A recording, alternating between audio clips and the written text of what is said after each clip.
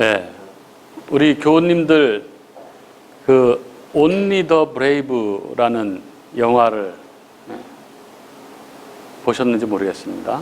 혹시 보신 분 계신가요? Only the Brave. 예, 정말 명화 중에 명화.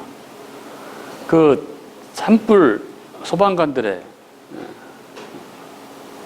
대한 이야기, 그 실화를 바탕으로 만든 영화 Only the Brave. 정말 어마어마한 충격을 주는, 감동을 주는 영화, 명화 중에 명화로 정말 기억이 되는데, 그런데 이 영화가 시작되고 나서 한참 동안은 너무나 그 전개가 지루합니다. 대부분 다 잠을 자고 영화 보는 걸 포기하고 그렇죠.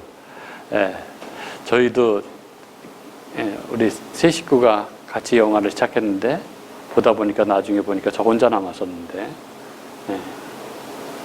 그러나 어마어마한 메시지를 담고 결말을 맺는 그 다 보고 나면 정말 정말 감동적인 그런 영화인데, 왜 제가 이런 말씀을 드리느냐? 오늘 메시지가 꼭 그런 것 같습니다. 여러분, 오늘 메시지를 잘 들으시고 잘 인내하시고 끝까지 잘 따라올 수 있기를 바라겠습니다. 오늘 예루살렘 입성인데, 예수님께서 이제 자신의 마지막 사명을 감당하시기 위해서 예루살렘 성에 들어가십니다. 오늘 말씀 12절 13절을 보면 예수님께서 예루살렘에 입성하실 때, 이때 성경은 명절에 온 큰 무리가 예수께서 오신다는 소식을 듣고 종려나무 가지를 가지고 맞으러 나가서 호산나 찬송하리로다, 주의 이름으로 오시는 이 곧 이스라엘의 왕이요 라고 외치며 열렬히 환영하고 환호했다라고 기록합니다. 여기서 이 명절은 유월절을 이야기하고 있는 것이죠. 예수님이 유월절에 십자가에 달리시니까요. 유대사가 이 요세푸스에 의하면 이 주 64년, 65년 이때 이 요세푸스가 기록한 거 보면은 이 유월절에 예루살렘에 모여든 유대인들의 수가 한 270만 명 정도가 됐다고 합니다. 그 어마어마하게 몰려드는 거죠. 그 유대인들은 율법에 근거해서 이 절기 때마다 의무적으로 이 성전이 있는 예루살렘에 모여야 했습니다. 성인 남자들은 반드시 예루살렘에 올라가야 했고, 나머지 식구들도 최소한의 인원만을 집에 남겨두고 대부분 예루살렘에 올라가서 명절을 지켰습니다. 지금이야 뭐 교통이 발달했으니까 뭐 그냥 전날 가든가 당일날 가든가 해도 되지만, 그때는 뭐 교통이라는 게 다 걸어서 가는 거 아닙니까? 그러니까 그 6월절에 도착하기 위해서 너무나 많은 시간이 걸렸기 때문에 명절 훨씬 이전부터 예루살렘은 많은 사람들로 인해서 북적거리고 있었습니다. 이렇게 예루살렘이 인파로 북적이고 있을 때 예수님께서는 이 애증의 도시 예루살렘을 향하여 입성하고 계신 것입니다. 그리고 이때 수많은 인파가 몰려들어서 저마다 종려나무 가지를 손에 쥐고 흔들고 땅바닥에 깔기도 하면서 입성하시는 예수님을 열렬히 환영했습니다. 이는 마치 영화의 한 장면 같은 것이죠.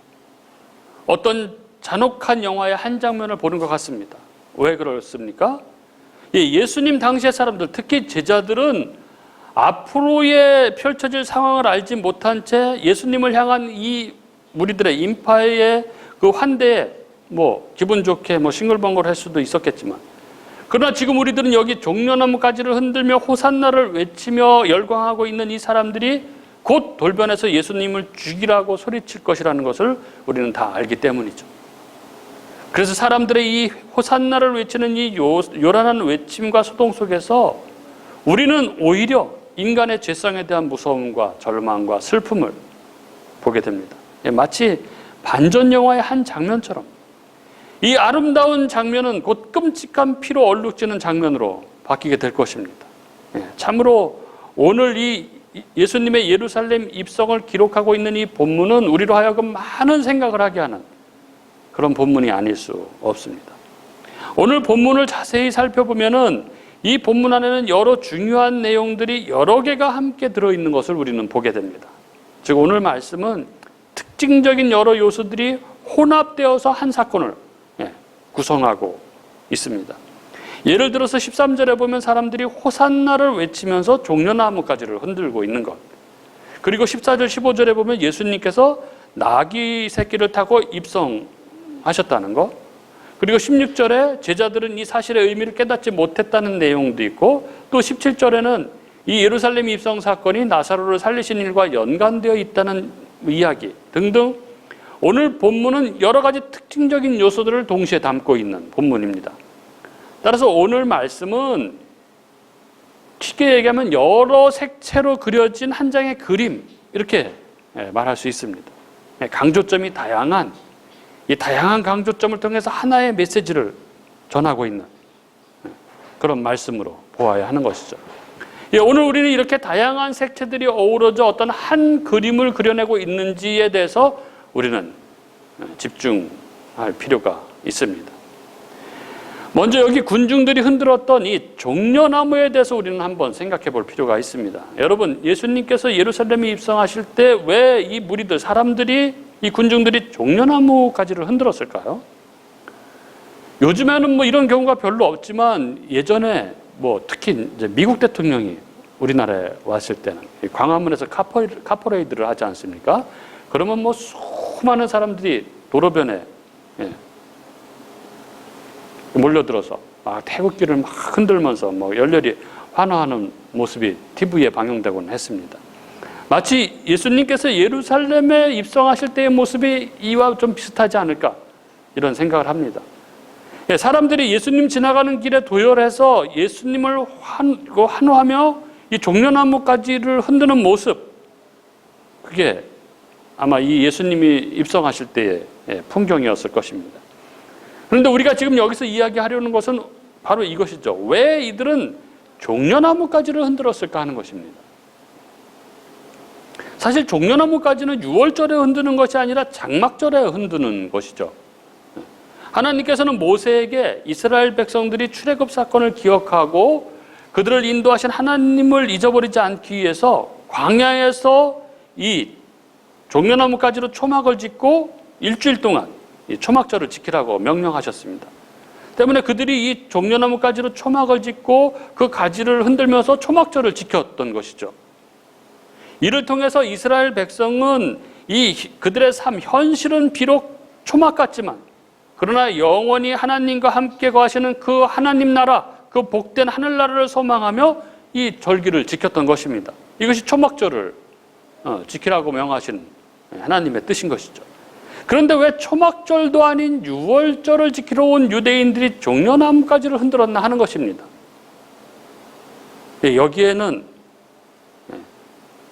그들이 그렇게 한 이 유월절에, 초막절도 아닌 유월절에 그들이 종려나무가지를 흔들면서 예수님 일행을 맞이한 그 역사적인 배경이 있습니다. 이스라엘은 BC 198년에 시리아 안티오쿠스 3세에게 점령을 당합니다. 처음에 이 안티오쿠스 3세는 이 이스라엘을 점령하고 나서 유화 정책을 썼습니다. 그래서 이스라엘의 종교, 그들의 제사 이런 걸 다 인정해 줬고 심지어 이 성전 보수 자금까지 대주었습니다. 그런데 BC 190년에 이 안티오쿠스가 3세가 로마하고 전쟁을 합니다. 근데 로마한테 대패를 하게 되죠. 그래서 당시 돈 5만 달란트를 로마에 바쳐야 했던 것이죠. 이때부터 이 안티오쿠스 3세의 수탈이 시작됩니다. 특히 성전 집기와 물건들을 모조리 빼앗아서 그것으로 그 빚을 갚았죠. 이때부터 유대인들은 힘겨운 이 식민지 생활을 살게 됩니다. 그런데 그가 죽고 나서 그의 아들 안티오쿠스 4세, 즉 안티오쿠스 에피파네스가 왕이 되면서 이스라엘은 아주 엄청난 박해를 받기 시작합니다. 그는 뭐 엄청나게 이스라엘을 핍박했습니다. 이스라엘의 종교를 아주 뿌리 뽑고 거기에 헬라 종교를 심으려고 그렇게 시도를 했습니다. 그래서 안식일, 할례, 제사 이런 거를 못 지키도록 다 폐지하고, 그리고 구약 성경을 금소로 지정해 버렸습니다. 뿐만 아니라 모든 절기들도 지키지 못하도록 했던 것이죠. 그래서 유대인들은 그들의 절기 때에 예루살렘에 모이질 못했습니다. 게다가 성전의 그 지성소에는 제우스 신상을 세우고 제우스에게 제사를 지내게 했던 것이죠. 그의 유대교 말살 정책은 이 성전의 제단에서 돼지를 잡아 제사를 지내는 사건에서 아주 절정을 이루었습니다. 이 안티오쿠스 4세의 이 관리와 군사들은 유대 모든 마을로 이 관리들을 보내서 유대인들로 하여금 우상에게 절하고 제우스에게 절하고 돼지고기를 먹도록 그렇게 강요를 했던 것이죠. 돼지를 먹든지 아니면 죽음을 택하든지 이렇게 했던 것입니다. 그리고 이 사건은 팔레스타인의 모든 유대인들을 크게 분노하게 만들었습니다. 그리고 한 특별한 사건이 발생하게 됩니다. 이 안티오쿠스 4세가 파송한 한 관리가 예루살렘 서쪽 한 25km 떨어진 이 메딘 지역에 이르렀습니다. 그리고 그 관리는 이 레위 지파 출신의 제사장 마타디아스에게 이방 제사, 제우스에게 절하고 돼지고기를 먹도록 한 이 이방 제사를 집례하도록 명령했습니다. 그런데 이 마타디아스가 이 명령을 거부하고 그 관리를 살해해 버린 것이죠.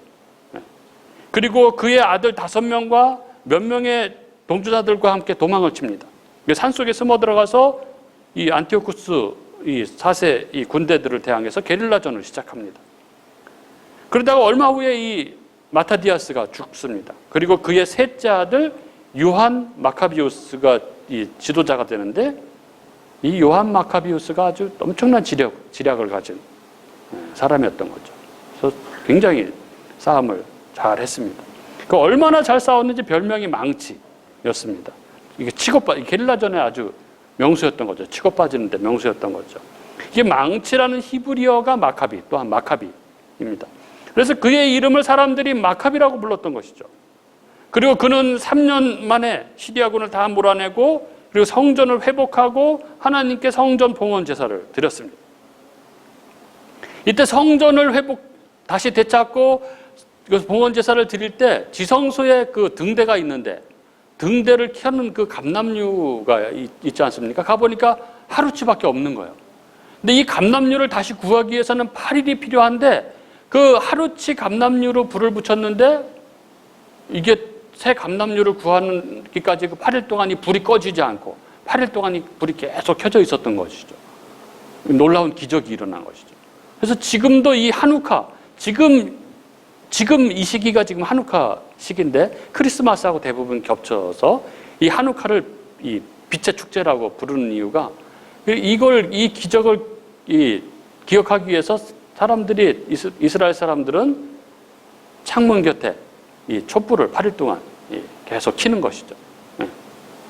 어쨌든 이렇게 마카비에 의해서 성전이 청소되고 제사를 드린 것을 기념하는 절기가 유대인들이 지금도 지키고 있는 이 수전절, 이 빛의 축제라고 하는 한우카입니다.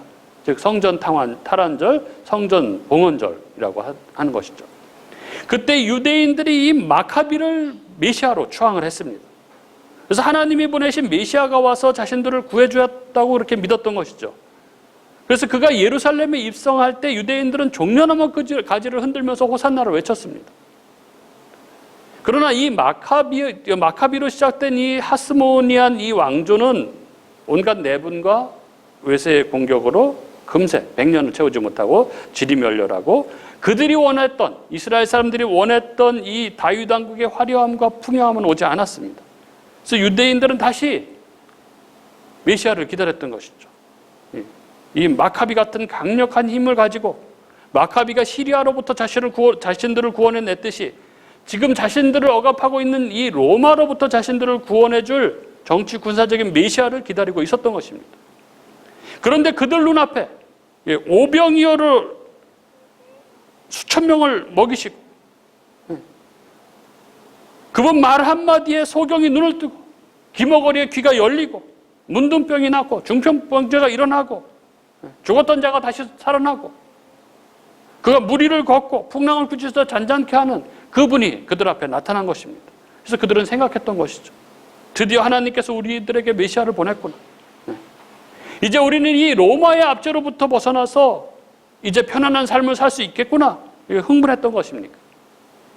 그러니까 지금 예수님의 입성 시에 이 종려나무 가지를 흔들었던 사람들이 예수님을 마치 마카비 장군처럼 생각했다는 것을 우리는 알 수 있습니다. 예수님을 불과 160여 년 전에 있었던 이 유대인들의 독립전쟁을 이끌었던 마카비 장군처럼 생각한 사람들이 지금 마카비를 맞이하듯이 그런 마음으로 길가에 도열해서 종려나무 가지를 흔들고 있었던 것이죠. 이게 장막절이 아닌 6월절에 예수님을 맞이하는 이들이 종려나무 가지를 흔들었던 이유입니다. 그리고 그들이 흔들었던 이 호산나라는 이 외침에 대해서도 우리는 생각해 볼 필요가 있습니다. 오늘 말씀해 보면 종려나무 가지를 흔들던 유대인들은 예루살렘에 오시는 예수님을 향해서 호산나라고 외쳤다고 적고 있습니다. 이 호산나라는 말은 정확하게 말하면 호세아나입니다. 호세아나. 그러니까 호세아나는 호세아, 이거 구원, 이거 나는 지금 이런 뜻입니다. 호세아나. 합성어로서 지금 우리를 구원하소서 이런 의미입니다. 그러니까 이스라엘 백성들이 종려나무 가지를 흔들면서 호산나를 외치는 것은 그들이 메시아를 맞이하면서 지금 우리를 구원해달라고 그렇게 외친 것입니다. 그리고 이 호세아나라는 이 말이 시편 118편에 딱 한 번 나옵니다. 시편 118편 25절부터 27절에 보면 이런 말씀이 있죠. 여호와여 구하옵나니 이제 구원하소서. 이제 구원하소서. 여호와여 우리가 구하옵나니 이제 형통케 하소서. 여호와의 이름으로 오시는 자가 복이 있으며 우리가 여호와의 집에서 너희를 축복하였도다. 여호와는 하나님이시라. 그가 우리에게 빛을 비추셨으니 밧줄로 절기 제물을 제단 뿔에 맬지어다. 이런 말씀이 있습니다. 여기 25절에 이제 구원하소서라는 말이 호세아나, 호산나, 히브리어입니다. 지금 유대인들이 바로 이 말을 예수님을 향해서 큰 소리로 반복하면서 연호하고 있는 것이죠. 그러나 그들은 이 호산나의 의미를 오해하고 있었습니다. 여기 시편 118편의 이 호세아나는 죄로부터의 구원을 의미하는 말입니다. 27절에 보면 하나님께서 제단 뿔에 절기제물을 밧줄로 매라고 하고 있습니다. 구약 시대에 절기제물을 드릴 때 밧줄로 그 제물을 제단 뿔에 메었습니다. 도망가지 못하게 한 것이죠. 그리고 그 제물을 잡아서 번제단에서 우리의 죄를 대신해서 제물로 드렸던 것입니다. 무엇을 의미하는 것입니까, 이게? 이것은 예수 그리스도를 통해서 단번에 완전하고 영원히 드려질 제사에 대한 그림자였습니다. 예수님께서는 우리의 죄를 위해서 화목제물이 되셔서 골고다의 십자가에 못 박혀 죽으심으로 완전한 제사를 올려드렸던 것이죠. 시편 118편이 지금 그 이야기를 담고 있는 것입니다. 그런데 지금 이 무리들은 예수님의 입성을 환호하며 종려나무 가지를 흔들며 호산나를 외치고 있는 이들은 진정한 구원, 즉 죄로부터의 구원이 아니라 이들은 로마의 압제와 가난과 질병으로부터의 구원인 호산나를 외치고 있었습니다. 그들은 자신들을 죄와 사망에서 구하러 오신 이 하늘의 왕에게 이 세상 현실의 구원을 요구하고 있었던 것입니다. 이렇게 이들은 호산나를 외치면서 함께 호산나 찬송하리로다 주의 이름으로 오시는 이 곧 이스라엘의 왕이여 라고 했습니다. 이들이 호산나, 곧 지금 우리를 구원하소서라고 외친 것은 예수님께서 그들 가운데 그들의 삶을 바꿔줄 왕으로 임하고 계시다고 생각했기 때문이었습니다. 이 앞에서 우리가 종려나무 가지를 흔드는 것이 하누카의 풍습이라고 했습니다. 하누카 풍습에서도 예수님을 마카비처럼 여기는 것을 볼 수 있었는데 호산나라는 외침에서도 마찬가지죠. 사람들은 예수님께서 왕으로 그들의 삶을, 현세의 삶을 바꿔줄 왕으로 그렇게 임하신다고 생각했던 것입니다. 우리는 이 종려나무를 흔드는 모습에서도 또 호산나를 외치고 있는 모습에서도 이스라엘 사람들이 예수님을 마치 정복 전쟁을 승리로 이끌기를 바라는 왕으로 바라보고 있었다는 것을 알 수 있습니다. 그렇다면 여러분, 지금까지의 이 이야기들을 듣고 어떤 생각이 드십니까? 이 하누카 풍습과 마카비와 예수님과 초막절, 그리고 시편 118편의 외침, 이 모든 정황들이 서로 이질적이지 않습니까? 이 그림이 뭔가 어그러진 그림 같지 않습니까? 이 이야기를 다 듣고 나면 우리 마음속에는 뭐 문제가 있는데? 이런 생각이 들어야 합니다. 그렇습니다. 여기에는 아주 커다란 문제가 있습니다. 여러분, 성경이 이 종려나무와 호산나를 제시하고 있는 것은 천상의 복을 보여주기 위한 것입니다. 이스라엘 백성들이 출애굽해서 광야에 접어들었을 때 그들은 물샘 12과 종려 70주가 있는 엘림을 만났다고 성경은 적고 있습니다. 이것이 의미하는 바는 이스라엘은 지금 광야에 있지만 하나님의 이끄심 가운데 있으니까 그들에게 에덴의 풍성함이, 하나님이 주시는 하늘의 복이 그들에게 넘쳤다는 것을 보여주는 것입니다. 종려는 바로 하늘의 복을 보여주는 것입니다.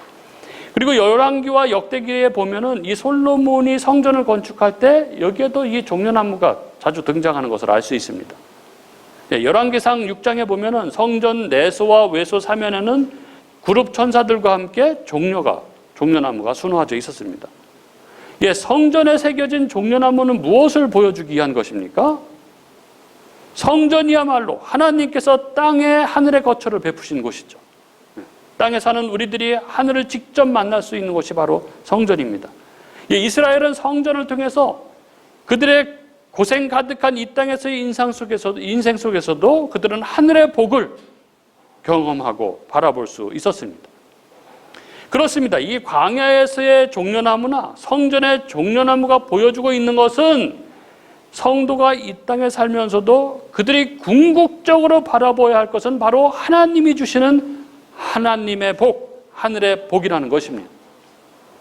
하나님 백성들은 비록 이 땅에 살지만 시민권이 하늘에 있는 자로서 하늘의 복을 바라보아야 하는 자들인 것이죠.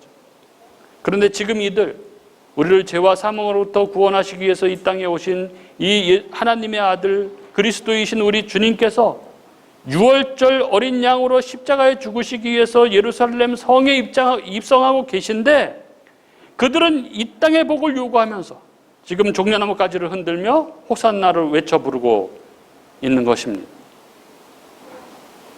그리고 예수님께서 이들의 이러한 요란한 환호와 환영 속에 예루살렘에 입성하고 계신 것이죠. 여러분, 예수님의 마음이 어땠을까요? 이들의 속을 다 아시는 예수님의 마음이 과연 어땠을까요? 요한복음은 기록하고 있지 않지만 누가복음은 예수님께서 성 가까이에서 우셨다고 그렇게 기록합니다. 예수님께서 우셨습니다. 제자들은 너무나 당황스러웠을 것입니다. 그러나 지금 이스라엘의 왕이라고 찬양하는 군중들의 외침은 너무나도 무지한, 그래서 그들의 환호와 외침은 예수님께서 주시고자 하는 일에 대한 관심이 아니라 그들이 원하는 것을 이루어주기를 구하는 것임을, 그리고 이스라엘에 닥치게 될 환난을 다 아시는 우리 주님은 이들의 환호와 외침 속에서 눈물을 흘리셨던 것입니다. 그러면서 예수님께서는 그들을 향해서 웅변하십니다. 이렇게 웅변하십니다. 나는 마카비가 아니다. 나는 너희가 바라는 대로 지금 너희의 나라를 회복시키고 너희 국가에 번영을 주러 온 사람이 아니다. 나는 진정한 복, 하늘의 복을 베푸는 자요. 너희를 불러서 회개시키시고 하늘나라로 데려가기 위해 온 자다. 주님은 이렇게 그들에게 항변하십니다. 그 방편, 예수님께서 사람들에게 웅변하시고 있는 그 방편이 무엇입니까? 바로 예수님께서는 나귀를 타셨다는 것입니다. 우리가 성경을 읽으면서 느끼는 대로 예수님께서는 의도적으로 나귀를 타셨고 또 요한복음은 그 의중을 그대로 기록을 했습니다. 13절과 14절, 15절 한번 비교해 보십시오. 사람들이 외칩니다. 호산나, 주의 이름으로 오시는 이 곧 이스라엘의 왕이여. 앞서 살핀 대로 이들의 종려나무까지 흔들기와 호산나 외침은 땅의 왕을 바라는, 이 땅에서의 번영을 갈구하는 외침이었습니다. 그런데 뒤이어 14절과 15절에 예수님은 나귀를 타고 오시는 분으로 묘사됩니다. 참 이상한 그림이 아닙니까?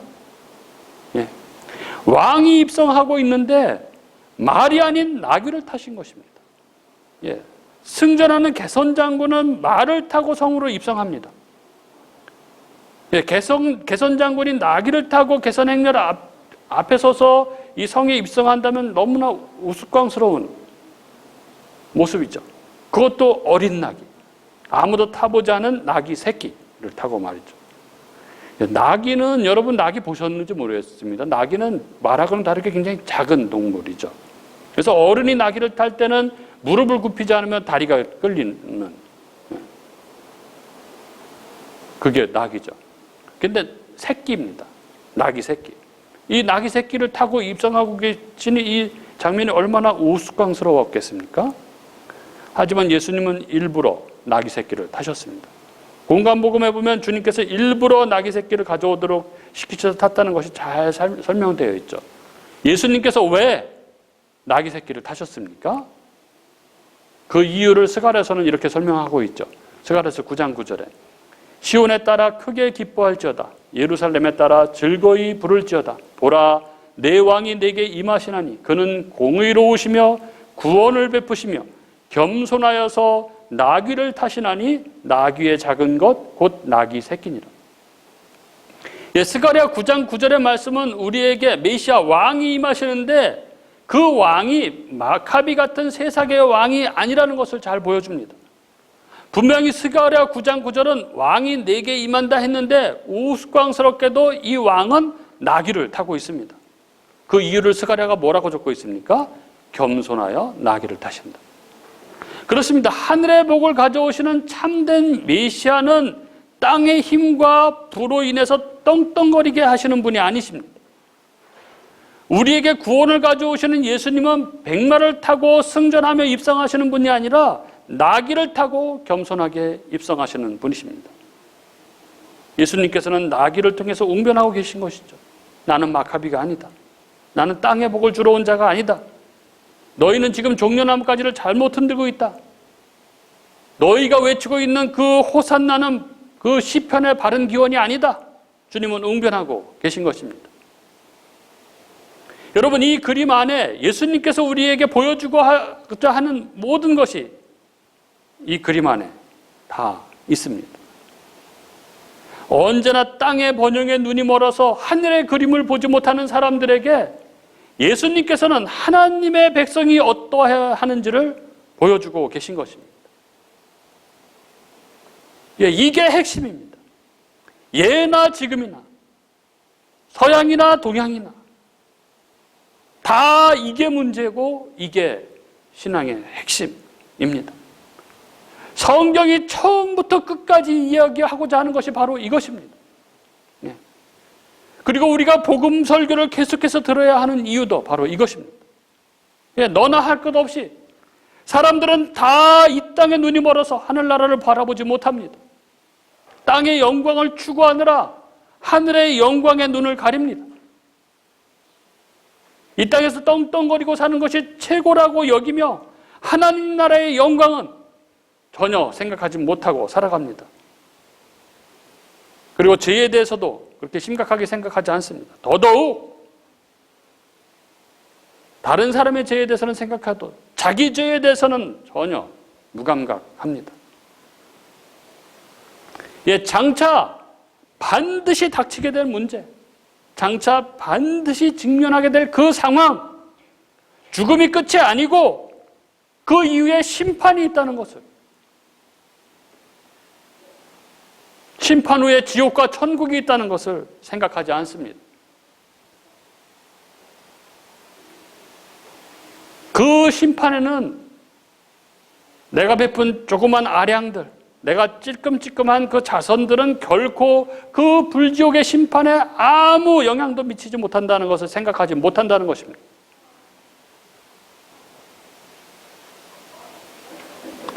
그런 자들의 환영과 환호, 그 함성 사이로 예수님께서 지금 나귀를 타고 예루살렘에 입성하고 계십니다. 이게 오늘 예수님의 예루살렘 입성에서 그 모습 속에서 성경이 전해주고 있는 단 하나의 메시지입니다. 사랑하는 우리 교우 여러분, 오늘 이 말씀을 듣는 우리에게 은혜의 눈이 열릴 수 있기를 소망합니다. 그래서 우리가 이 땅에 매여 사는 자들이 아니라 참된 하늘의 영광을 바라보며 사는 자들이 될 수 있기를 바랍니다. 죄가 무엇인지, 죄의 결과가 무엇인지 마음 깊이 새기며 나의 죄를 깊이 바라볼 수 있는 그런 저와 여러분이 될 수 있기를 바랍니다. 그래서 지금 이 12월, 이 크리스마스 시즌인 이 12월에 우리의 죄를 위해서 이 땅에 화목제물로 오신 하나님의 어린 양, 하나님의 아들, 우리 주 예수 그리스도를 굳게 붙드는 저와 여러분이 될 수 있기를 주님의 이름으로 축복합니다.